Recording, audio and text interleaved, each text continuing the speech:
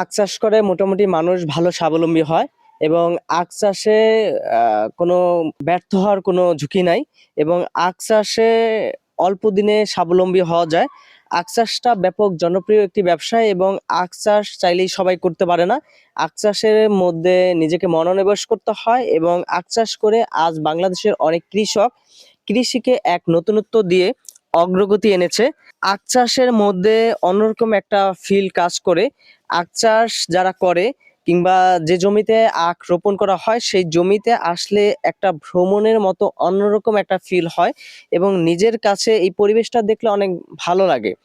আখে রয়েছে প্রচুর পরিমাণ অ্যান্টি অক্সিডেন্ট যা দেহে রোগ প্রতিরোধ ক্ষমতা বাড়ায় এবং আখে রয়েছে প্রচুর পরিমাণ ভিটামিন। আখে মানুষের শরীরের কোলেস্ট্রল কমিয়ে মানুষকে ফ্যাট রাখতে সহায়তা করে। আখ এমন একটি প্রোডাক্ট যে প্রোডাক্ট খাওয়া মাত্রই শরীরে শক্তি যোগায় এবং এই শক্তি তাৎক্ষণিকভাবে কাজ করে।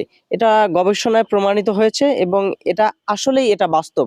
আখ খাওয়া মাত্রই শরীরে অন্যরকম এক প্রশান্তি দেয় এবং আখ তাৎক্ষণিকভাবে মানুষের শরীরে শক্তি যোগায়।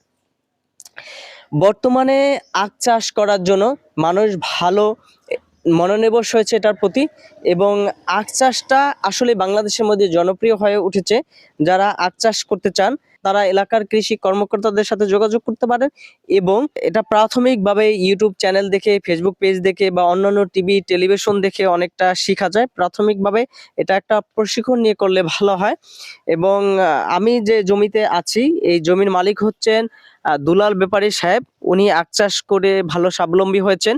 ওনার সফলতার গল্প আমরা শুনেছি এবং আগামী দিনে এই আখ চাষ বাংলাদেশের মধ্যে এক নতুনত্ব নিয়ে আসুক এবং এক নতুন দিগন্ত উন্মোচন করুক, সেই শুভকামনা এবং শুভ প্রত্যাশা রাখি বাংলাদেশের আখ চাষিদের প্রতি।